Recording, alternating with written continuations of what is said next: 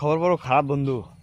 ভাবলাম যে ইরান ইসরায়েলের একদিন হাতে যে যুদ্ধ সেটি বোধহয় সিজ ফায়ারের মাধ্যমে শেষ হল, কিন্তু না। ওই সেদিনকে 21 ঘন্টা কথাবার্তার পরেও যখন বন্ধ হলো না, যখন কন্ডিশনে রাজি হলো না খাই হয়, তখন থাকি আবার নতুন করে চালু হয়েছে।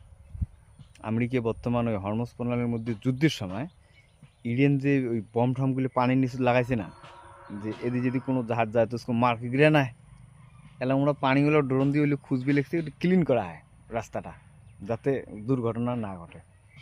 এবারে ইডেন ফির কী করবে লিখছে, ইডেন ফির ওই হরমুজ প্রণালীর উপরে যদি ড্রোন দিয়ে দেখবে লিখছে যে কোনো জাহাজ টাহাজ যাবা নাকছে নাকি, যদি যায় তো मारे उसको मार गिरा ना है।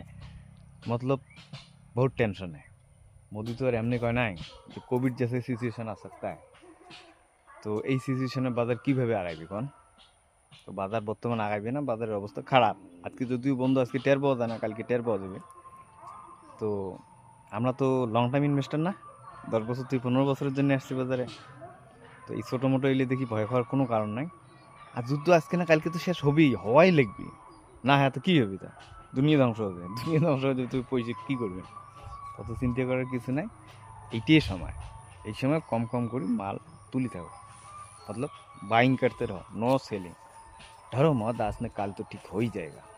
ठीक है, खुश रहिए, डरिए मत।